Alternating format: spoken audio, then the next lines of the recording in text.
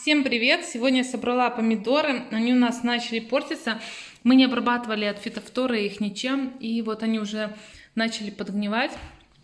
Хочу начать делать либо томатную пасту, но они есть такие еще зеленоватые, поэтому вот, например, как здесь. Я эти помидоры, наверное, отложу, положу где-нибудь в сторонке.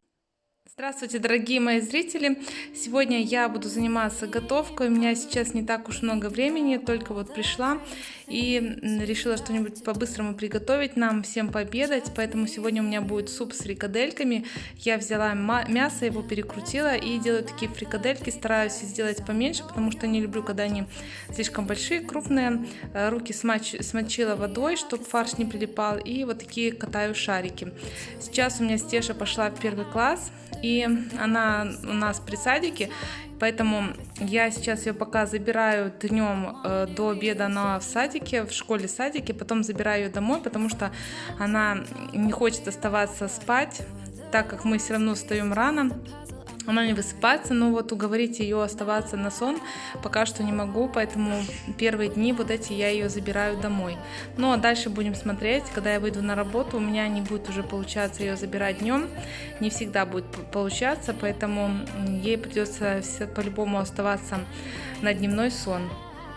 Со школы у нас поменялся режим, не так много времени остается на какие-то домашние дела, пока детей завезешь, потом заберешь, уроки, ну а с работы, когда уже будешь работать, работающей маме, это вообще, мне кажется, так тяжело, потому что на домашние дела останутся только выходные, а выходные хочется еще и отдохнуть.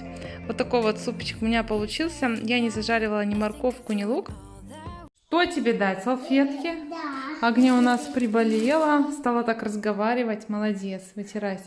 Сходила в садик 2 дня и уже приболела, сопли появились.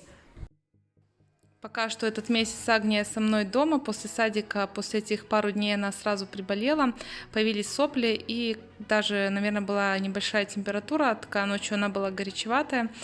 Ну, это обычно всегда так происходит, когда дети попадают в новый коллектив. Сейчас мы будем обедать. Это тот редкий случай, когда у меня суп едят все, потому что сын очень переборчив в еде.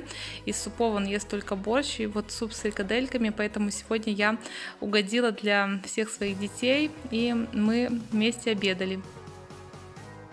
Также мы сегодня отправились на Валберес, пришел мой заказ, я заказала для своих девочек одинаковые такие пижамы, мне качество понравилось, поэтому мы их забрали домой, девочкам тоже все подошло, понравилось, правда Агния у нас уснула, я уже пижаму ей не мерила, она спала в машине, ну а Стеше понравилось, поэтому мы забрали. Заказала еще такие себе резиновые сапожки на дождливую погоду, да и в лес можно будет когда-то их, может, обуть. Тут сбоку 2 резинки, поэтому в такой прямо ливень их не оденешь, не обуешь, но в дождливую погоду можно и обуть. И вот такую вот книжку взяла для 1 класса для Стеши. Тоже книжка очень интересная, интересные рассказы. Мне они понравились, как раз то, что надо для 1 класса.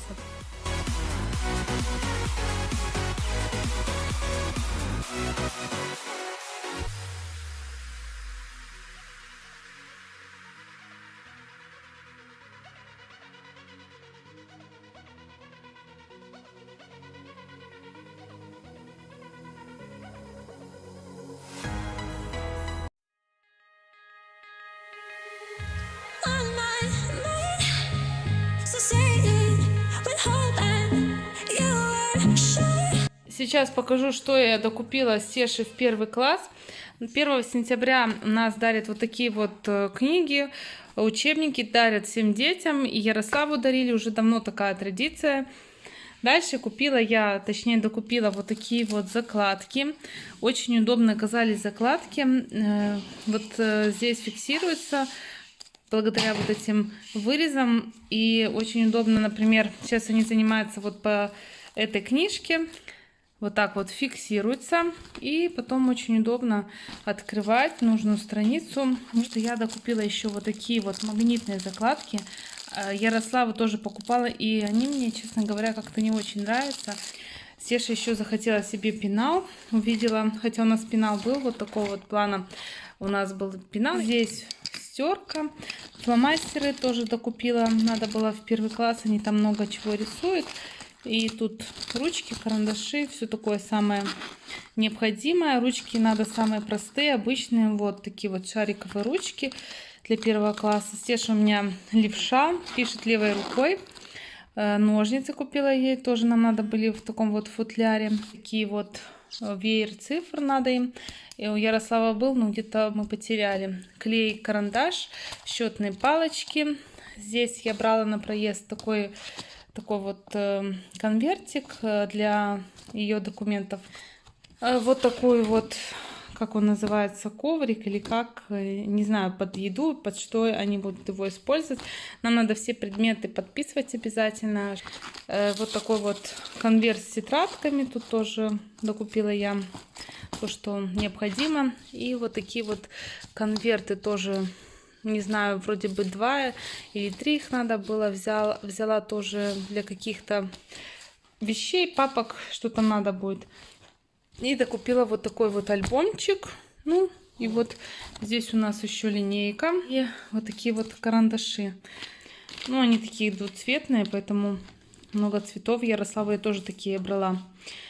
Вот. И вот в таком она ходит с таким вот портфелем. Пока что, так как Стеша у нас при садике, она не носит портфель, хотя у нас тоже есть портфель. Я купила ей такую сумочку. Она ходит с ней в садик, в свою школу-садик. Тут тоже разукрашка есть для рисования. С оставшегося фарша я хочу приготовить на ужин котлеты.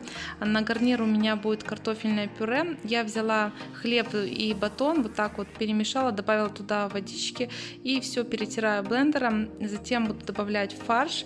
Добавлю также сюда 1 яйцо, посолю, поперчу, хорошо размешаю, отобью фарш и затем уже формирую котлеты, чтобы фарш не прилипал, тоже смачиваю водой руки и формирую котлеты. Где-то я услышала, что с хлебом котлеты получаются вкуснее, поэтому я решила 50 на 50 взять и батон, и хлеб. Иногда просто добавляю фарш, хлеб, тоже получается очень вкусно.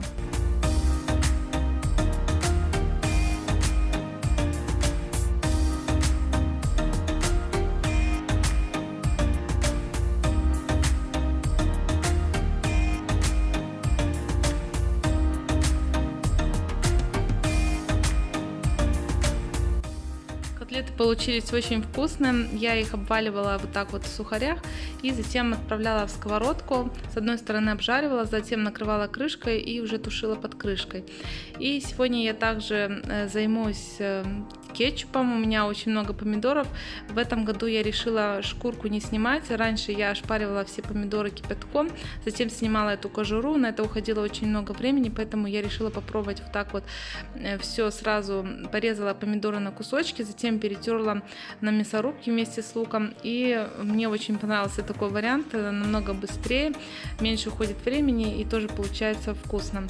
Вот так вот Агния мне помогала, поэтому ушло довольно-таки много времени из-за того, что Агния мне не отдавала мясорубку, ей хотелось вот так вот самой покрутить, попробовать. Потом Ярослав тоже захотел мне помогать, и это все растянулось на длительное такое время. Тем временем я занимаюсь стерилизацией банок. Я очень полюбила этот способ в микроволновке. Раньше я над паром, над чайником держала банки, когда еще жила на квартире. А теперь стерилизую только таким способом. Поставила сразу 5 пол-литровых банок, налила туда немножко водички и оставляю так на 7 минут. И банки мои готовы.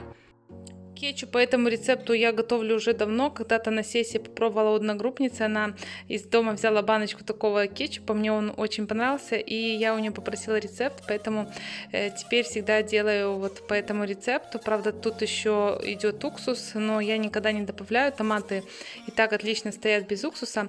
И в конце надо также добавить немножко крахмала.